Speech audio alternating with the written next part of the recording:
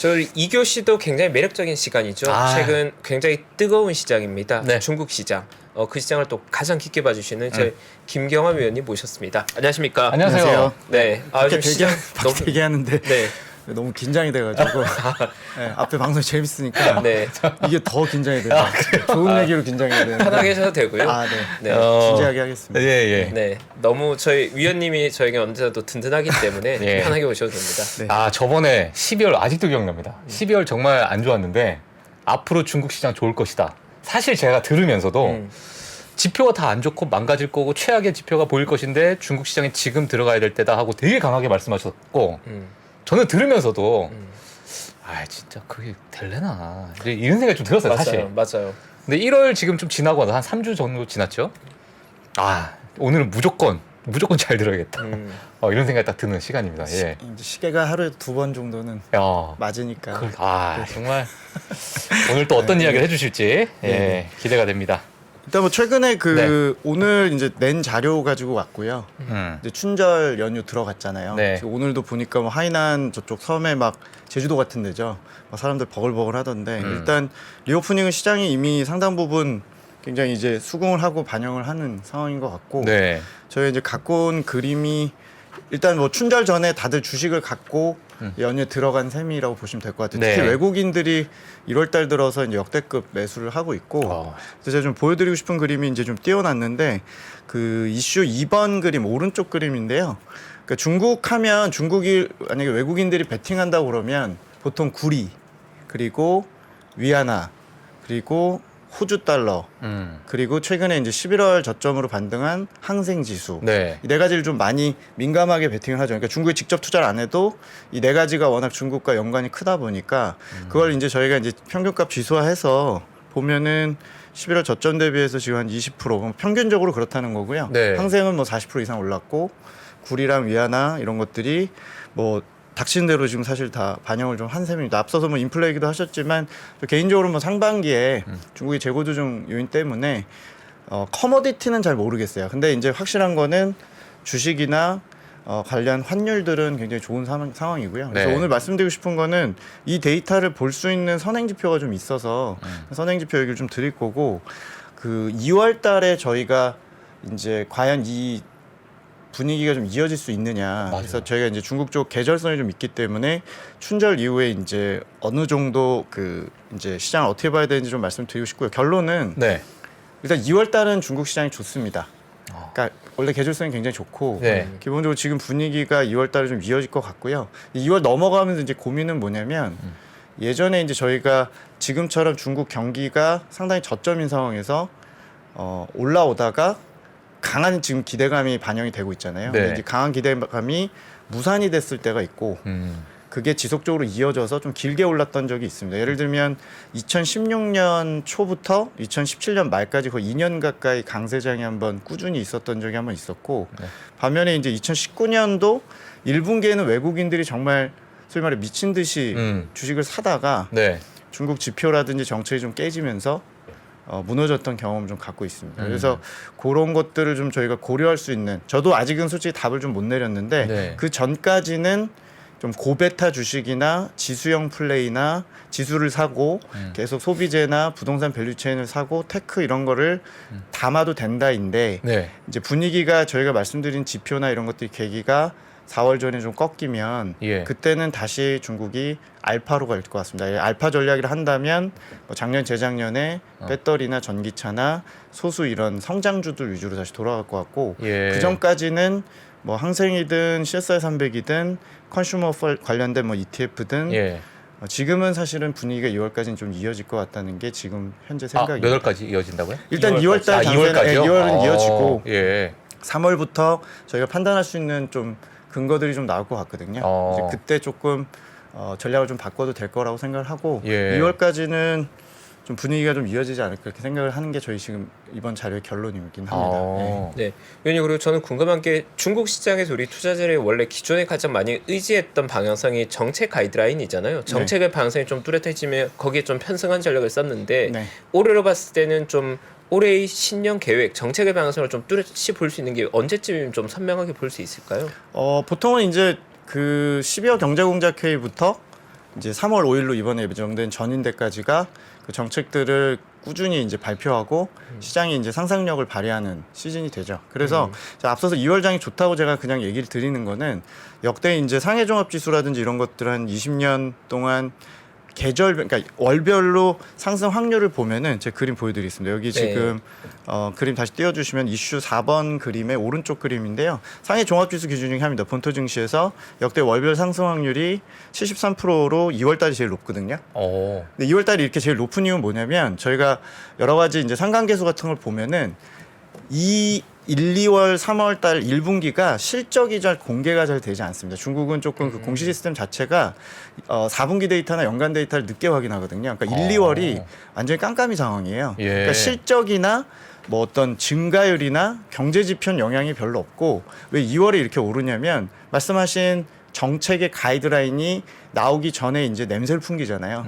각 뭐 부처라든지 이런 쪽에서 네. 재정 집행도 하고 또 1, 2월은 중국 은행권이 전체 대출의 거의 40% 정도를 뿌려버리는 예. 시즌이다 보니까 2월이 가장 유동성이 좋고 가장 정책의 상상력이 발휘가 되는 시즌이다 보니까 본토나 홍콩 시장은 항상 2월 달에 상승 확률이나 승률이 굉장히 높았습니다. 근데 지금은 워낙 비정상적인 봉쇄나 부동산 침체 상황에서 이제 올라오는 상황이다 보니까 리오프닝이 겹쳐지면서 네. 1월 달에 외국인들이 좀 샀지만 사실 로컬 자금들, 중국 본토 자금들은 좀 소극적이었습니다, 사실은.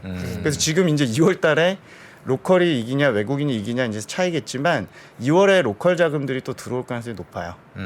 그러면 사실 본토나 홍콩이나 차이가 좀 있지만 네. 기본적으로는 2월달 상승 확률이 좀 높을 걸로 저희가 생각을 좀 하고 있고 그 정책들이 올해 중요하긴 한데 네. 12월 경제공작회의 때 뭐라고 했냐면 그러니까 사실은 올해는 규제했던 산업들을 좀 냅두는 게 컨셉이에요. 그러니까 올해는 이제 자생적으로 민간이 회복되고 중국의 이제 소비나 서비스업의 여력들, 그러니까 분노한 인민들이 중저가 소비를 하고 네. 또 안 가던 여행을 가고 또 나빴던 부동산이 2년 만에 바닥을 찍을지 없을지 확인하고 이런 것들이라서 당연히 정책이 제일 중요한 나라지만 이미 사실 작년에 정책들을 많이 썼는데 네. 정책이 완전히 양방향으로 모순되다 보니까 결국에 한쪽에 이제 모순되던 방향을 포기한 거잖아요. 그러니까 부양을 하면서 확진자를 잡겠다는 게 앞뒤가 안 맞으니까. 그러니까요. 그럼 결국에는 봉쇄를 풀어주고 예. 하고 싶은 대로 하게 하고 기업들 규제를 좀 중단하고 또 플랫폼이나 이렇게 고용을 많이 유발하던 업체들을 이제 지원해주는 예. 그게 말이든 혹은 뭐 게임 판호든 뭐 스트리밍이든 전자상거래든 그러다 보니까 시장이 이제는 조금 상상력을 많이 높이는 시기가 지금 되고 있는 게 아닌가 이렇게 생각을 합니다. 그래서 3월 5일까지 전인대까지 장세가 원래 90% 이상의 확률로 그러니까 구정 이후부터 3월 5일까지가 거의 90%에 가까울 정도로 네. 중국의 CSI 500 지수나 CSI 300은 놀라운 확률을 보이긴 하거든요. 그러니까 지금은 아마 전인대가 오히려 시작하면 네. 장세가 좀 꺾이는 경향을 항상 주고 전 단계인 2월 달이 예. 뭐 여러 가지 이제 정책도 기울이셔야겠지만 전반적으로 조금 시장이 상승 시도가 좀 계속 반복되는 그런 패턴을 좀 보여왔었습니다. 그 중국 같은 경우에 중국 당국의 이야기들, 뭐 경제부총리나 뭐 이런 분들이 나와서 얘기하는 게 상당한 큰 영향을 주잖아요. 요번에 다보스 포럼에서 네. 그 류 네. 부총리가 또 차이나 이스펙, 네. 야 이렇게 딱 얘기를 하셨는데 뭐 이런 것들도 사실 뭐 주가에 영향을 줄 수 있을까요? 저는 분위기에 영향을 줬다고 생각을 해요. 외국인들이 지금 계속 들어가는 데 있어서 예. 뭔가 자신감을 좀 줬다고 보는 게 예.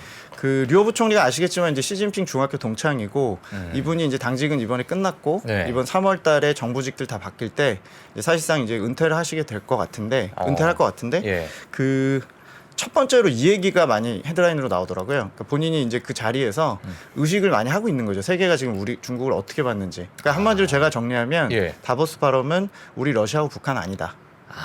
시장 경제 유지한다. 그리고 제가 그 얘기가 좀 깜짝 놀란 게 물어보지도 않았는데 예.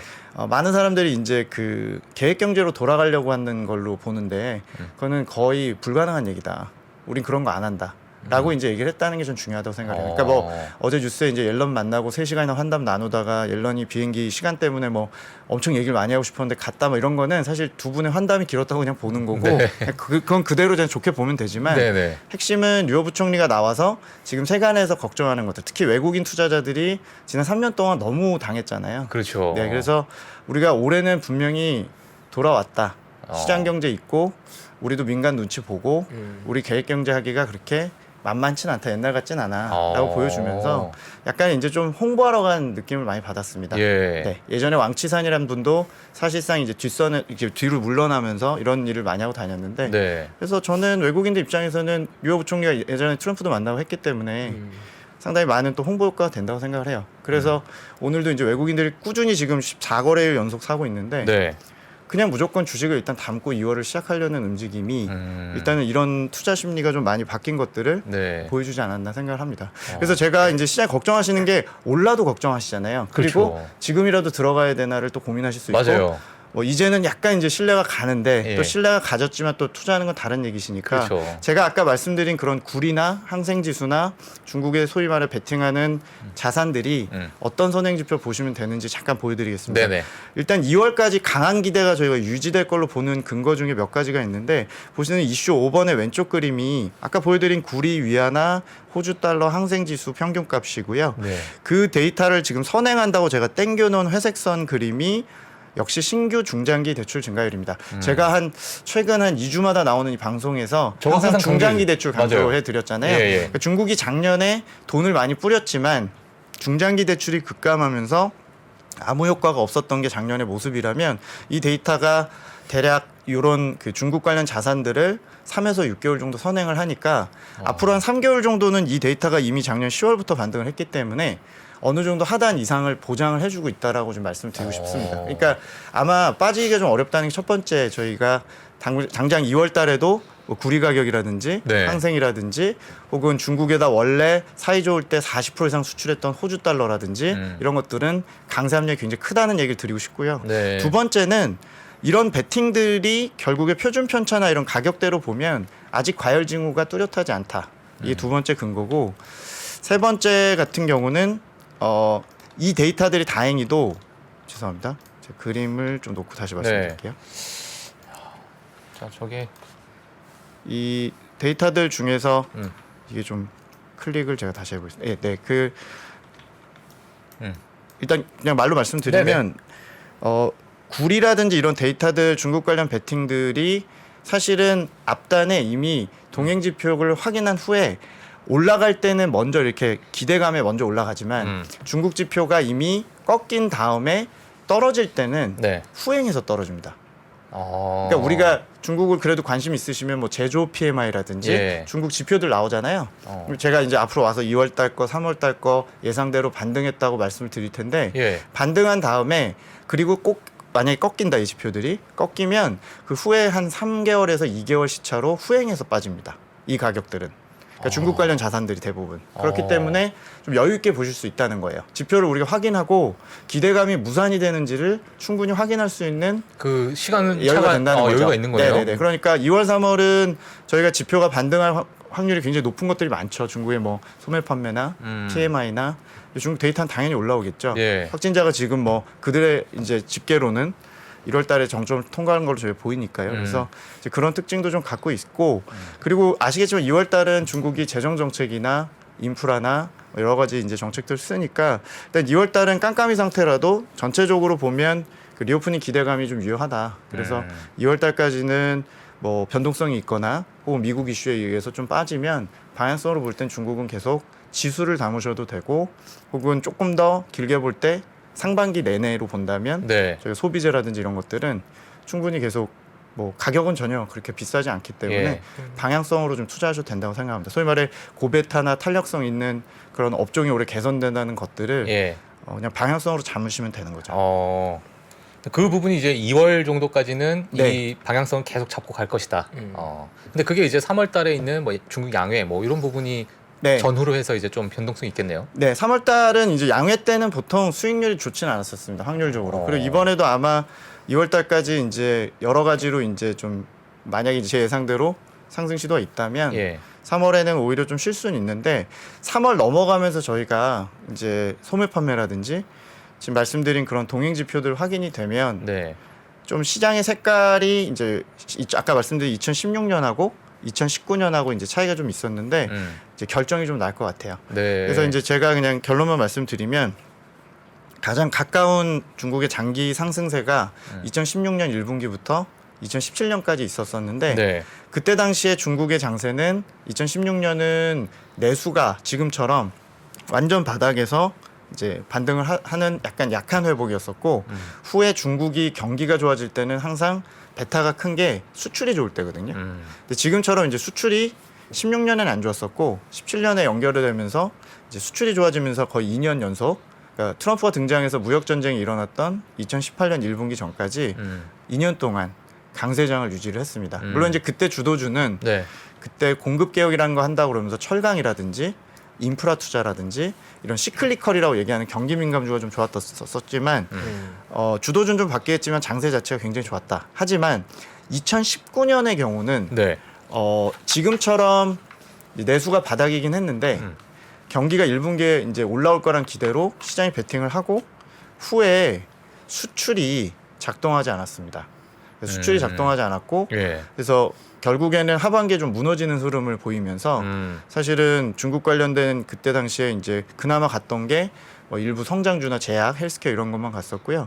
지금 만약에 저희 예상대로 뭐 상반기에 소비자 엄청 베팅했는데 네. 하반기에 19년 같은 그림으로 간다 그러면 예. 경기가 결국엔 세게 못 올라왔다는 것들이 되다 보니까 예. 상당히 좀 어렵겠죠. 그래서 올해가 그러면 16년하고 유사하냐 아니면 19년이냐를 보면은 일단 올해 환경은 16년에 대비해서 보면은 그러니까 수출은 올해가 사실은 좀 불리한 편이라서 19년과 유사하게 수출에 대한 기대치가 지금 낮은 편이고요. 반면에 내수에 대한 부분은 3년 거의 가까이 내려온 상황이다 보니까 사실 16년과 유사하게 내수의 잠재력 혹은 앞으로의 그 여력 같은 게 좀 큰 해라고 볼 수는 있어요. 그래서 지금 장단점이 다 있는 해인데 제 개인적인 생각은 올해 1분기에 이제 나오는 소매 판매나 서비스업 이런 데이터들이 예상처럼 반등을 하고 좀 희망을 좀 보인다면 아마 연간으로 봤을 때 좀 이어질 수 있을 것 같고 일단 저희의 권고는 네.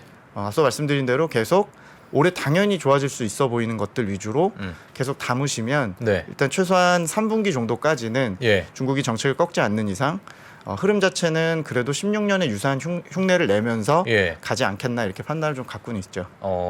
근데 뭐 앞서서도 잠깐 뭐 말씀을 드렸지만은 그 중국의 어떤 정책이 그게 이제 실물로 그러니까 저희가 이제 지표로서 딱 받아들일 때 그러니까 정말 숫자가 원하는 그 목표치가 나왔을 때까지는 이게 뭐 정말 뭐 한두 분기로 끝나는 게 아니기 때문에 이게 2023년은 쭉 그래도 뭐 간다는 의견들도 많이 가지고 계신데 뭐 그렇게 또 동의를 하시는 거죠? 그렇죠. 제가 이게 사실 자료 내용이 조금 복잡한데 그냥 말씀하신 대로 저는 올해 이제 성장률도 굉장히 좋게 보고 있고 뭐 5.6%까지 올해 연간 성장률 보고 있고요. 5.6%요? 네네네. 그리고 2분기하고 4분기 각각 중국 소매 판매가 예.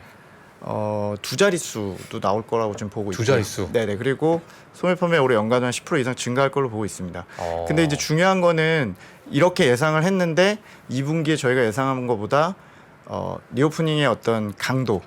실제로는 지금 대도시가 이제 집단 감염 지나갔다고는 했지만 춘절 이후에 확산 속도가 2차, 3차로 이제 뭐 농촌이나 지방 도시에 퍼지면서 그 효과가 예를 들어 좀 커서 소비가 생각보다 탄력적으로 회복을 안 한다든지 네.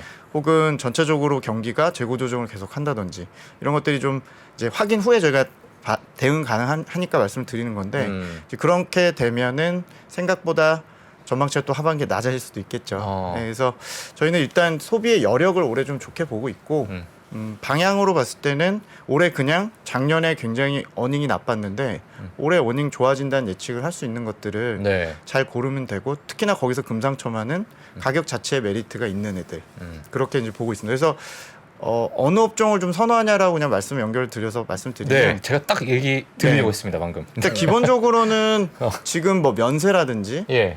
여행이라든지 뭐 한국으로 치면 LCC 같은 여행 관련된 것들과 항공 그리고 공항 이런 것들은 가격적으로도 그렇게 비싸지도 않고요. 기본적으로 올해 전 분기 대비 보든 QOQ로 보든 YOY로 보든 간에 상당히 좀 베타가 크고 탄력적인 애들인 거죠. 그러니까 탄력적인 장세가 이어진다는 가정하에 그 탄력적인 업종에 계속 사람들이 들어갈 거기 때문에 그냥 지금 생각하시는 대로 얘네들이 움직이면서 그렇게 회복할 것 같다라고 보시는 그 대표적인 이제 리오프닝 섹터 업종이 있을 것이고요. 네. 특별히 이제 저는 지난번에도 이제 말씀드렸는데 스마트폰 같은 테크주. 테크 쪽 좋게 봅니다. 반도체 포함해서. 예. 왜냐하면 이제 작년에 재고 조정을 세게 하고 고통을 줬던 만큼 반대 이제 아이디어가 된다. 그래서 올해 재고 조정이 좀 충분해 보이는 반도체나 MLCC 같은 이제 핸드폰 관련된 것들, 네. 또 스마트폰 관련된 그때 샤오미 같은 것도 말씀드렸는데 뭐 최근에도 좋습니다 이미. 그리고 중국의 소비 가전 같은 것들. 예. 그래서 이제 그런 그 소비재 쪽도 저는 좀 낙관하고 있고요. 그리고 예. 중국을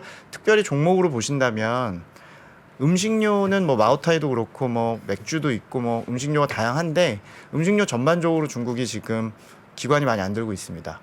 그러니까 왜 그럴까요? 뭐 일단 최근 5년 동안 이제 중국 컨슈머 쪽에 대한 쏠림이 굉장히 강했다가 최근 한 3년 정도 많이 줄였더라고요. 소위 말해 저희가 기관 빈집이라고 얘기하는 예. 그런 섹터가 전형적으로 테크하고 음식료. 테크랑 음식료. 네, 지금 많이 들고 있는 거는 쉽게 상상할 수 있지만 태양광, 전기차, 배터리 이런 것들은 아직도 많이 들고 있어요. 이게 밸류에이션 얘기를 드리는 게 아니고 예. 올해 걔네들의 성장이 다른 애들보다는 당연히 높지만 작년 대비해서 이제 내려가는 거고 그 많이 들고 있죠. 여전히. 근데 많이 들고 있다라는 게 네. 이걸 저희 약간 개인 투자자 입장에서 네. 이걸 좋게 봐야 될 부분인지 아니면 약간 그러니까 이제 털려고 할 수 있는 부분이 있으니까 아무래도 이제 예. 악재에 민감할 수 있을 수도 있는 거죠. 그러니까 다른 대안이 없을 때는 예. 꾸준히 2년 동안 그 비중이 올라온 거예요. 기관들이나 펀드들이 예. 당연히 지금 대안이라는 게 작년 재작년에 당연히 전기차고 전기차 실제 태양광. 업황이 좋았잖아요. 그렇죠. 근데 올해 상반기는 뭐 테슬라 얘기가 아니라 기본적으로는 중국 업황 탑라인이 좋지 않잖아요. 네. 보조금이 일단 끝났고 예. 누가 봐도 그 안에서 밸류체인 얘기보다는 앞에 성장이 안 되니까 그 침투율은 이미 좀 병목 현상에 왔고 그러면 당연히 이제 많이 들고 있는 걸 줄여서 새로운 걸로 가고 싶겠죠. 근데 그 새로운 대안이 지금 딱 보이잖아요. 예. 재고 조정 많이 한 거, 소비 좋아질 거, 그리고 하나 더 말씀드리고 싶은 게 이제 부동산인데 부동산이 1분기에 마지막 남은 퍼즐이에요. 중국이 리오프닝도 생각보다 빠르고 예. 부동산 그 헝다 이슈도 일단 눌러놨고 그리고 이제 수요가 회복이 돼야 되는데 오늘도 이제 중국이 금리 인하를 안 했습니다. 저는 1분기에 마지막 금리 인하를 하고 이제 동결할 걸로 올해 중국을 보는데 모기지 금리 인하 또 해주면 참 좋은데 일단 지금 수요 회복을 기다리고 있습니다. 그래서 주택 경기가 이제 거래나 이제 가격만 마지막으로 올해 1분기 확인이 되면 네. 올해 중국 내수에서는 사실 걱정할 게 하나도 없거든요. 네, 그래서 내수니까요. 네. 대외 요인이야 중국이 컨트롤 못하지만 내부적인 요인은 지네가 규제를 안 한다고 했기 때문에 네. 회복을 이제 자생적으로 기다리는 게 마지막으로 가계의 변심이 필요한 거죠. 그래서 그거는 이제 저희가 제 자료나 텔레그램 보시면 계속 주택 거래나 이런 걸 맨날 올려요. 제가 예. 주택 거래가 매니저들이 보는 것들인데 이제 그걸 말씀드리고 싶고 그 부동산이 좋아지면 올해 중국이 좋아지는 쪽은 그 내장재, 화학 그리고 가전, 인테리어, 건자재 이런 것들이죠. 그러네. 왜냐하면 공사가 한 2, 3년 멈췄었잖아요. 네. 그게 마무리가 거기다 되면 집어 넣어야 되거든요. 그렇죠. 그러니까 저는 개인적으로 이제 국내를 투자하시면 2분기에 화학 같은 거 보셔도 좋고, 예. 이제 제 탑다운 관점에서 그리고 지금 내장재, 가전, 인테리어 또 뭐 중국의 백색 가전 이런 것들 디스플레이 이런 것들이 다 연계가 좀 돼 있는데 스마트폰은 일종의 대중 소비로서 전기차는 이미 교체 사이클을 한번 쫙 이렇게 과열이 됐었다면. 네. 한 뭐 몇 년째 교체를 미뤘던 게 전형적으로 스마트폰이다 보니까 이제 그 교체 사이클이 온다는 이제 생각이고요. 나머지 이런 디스플레이나 가전 이런 소비 가전 이런 것들은 부동산의 덕을 좀 볼 걸로 생각을 합니다. 부동산을 제가 감히 올해 뭐 핫해진다 다시 과열된다를 말씀드리기엔 너무 지금 냉각돼 있고 네네. 여러 가지 징후상 네. 부동산은 좀 받아가긴 할 것 같아요. 그리고 건설은 소위 말해 발로 차서 지금 공사 재개를 2분기부터 엄청 할 것 같거든요. 예. 네, 그렇게 보면 부동산 얘기가 노이즈가 더 나올 때 중국의 부동산줄 사셔도 되지만 부동산에 들어가게 될 것들을 보시는 것도 좋을 것 같습니다. 국내 뭐 PBC나 중국에서 뭐 그 공사 같은 거 돌아갈 때 이렇게 소비하고 건설 사이에 있는 것들이 대체로 화학이거든요. 네. 그래서 중국은 저는 중국발 화학 수요는 오랜만에 올해 한 1년 정도 좋을 걸로 생각합니다. 제가 잠깐 든 궁금증이 하나 생겼는데 우리나라도 만약에 반도체 이제 되게 IT 색깔이 많이 짙잖아요. 근데 이제 우리나라 반도체가 중국으로 많이 수출이 되니까 지금 말씀하신 예를 들면은 스마트폰이나 가전이나 이런 부분이 만약에 크게 상승할 거로 보시면 전반적인 이 반도체 기업들이나 특히 뭐 우리나라나 뭐 중국이나 이런 기업들도 같이 덩달아서 많이 올라갈 가능성을 보고 계시나요? 근데 저는 제가 감히 뭐 반도체 섹터 아니니까 예. 제가 보는 건 중국의 수입 데이터가 재개될 수 있느냐. 예. 작년에 없었던 IT 수입이 예. 충분히 조정을 받아서 중국의 내수 회복과 함께 분명히 들어올 수 있느냐를 본다면 저는 중국의 반도체 수입은 조정이 충분해 보이고 그리고 앞으로의 수요는 충분히 반도체 수입을 촉발할 만큼은 될 것 같고 그런 차원에서 말씀드리는 거죠. 예. 하지만 이제 종목단에서 봤을 때 뭐 여러 가지 오더 컷이나 여러 가지 아직도 4분기를 봤을 때는 그런 후행적인 것도 있지만 주가는 저는 충분하지 않나라는 생각을 좀 갖고는 있어요. 그러니까 파운더리 업체들이든 네네. 그게 TSMC든 전체적으로 제가 볼 때 세부적인 건 모르지만 중국이 결국에 수입을 줄이면서 제일 충격을 줬다고 보고 있고 그게 다 대만, 한국, 독일, 일본의 적자로 이어졌다고 보고 있거든요. 그래서 저는 1분기를 중국의 재고 조정 중에서 가장 먼저 줄였던 원재료, 반도체, 중간재, 소재 이런 것들이 제일 먼저 리스타킹이라고 하죠. 재고 확충을 할 확률이 높다고 생각을 합니다.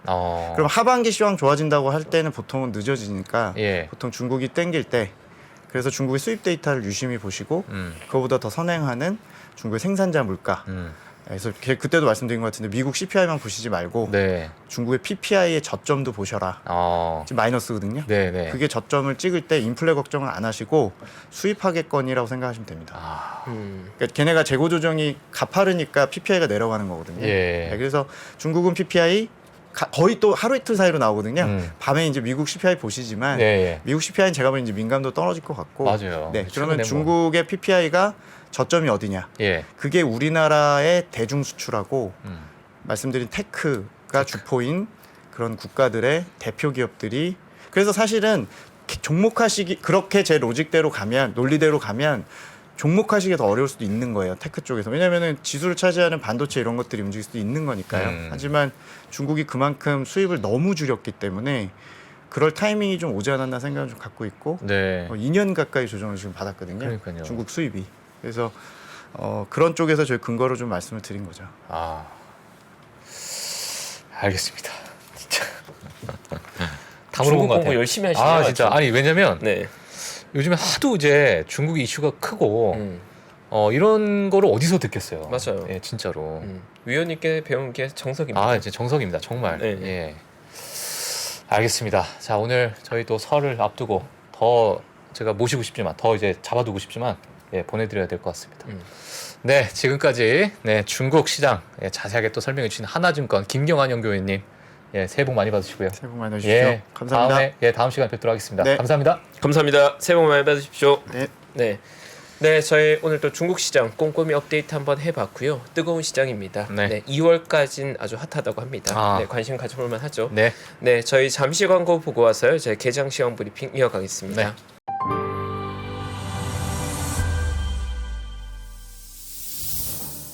주식 투자자 여러분, 바로 지금 더 늦기 전에 준비하셔야 됩니다. 1분 1초가 아까운 지금. 그래서 망설이지 말고 시작해야 하는 지금. 아직 늦지 않았습니다. 반도체, 2차 전지, 인터넷부터 자동차, 바이오까지 2022년에 놓쳤던 투자 흐름을 한 번에 따라잡고 2023년의 기회를 이번엔 절대 놓치지 마세요. 3프로TV 2023 베스트 투자 전략.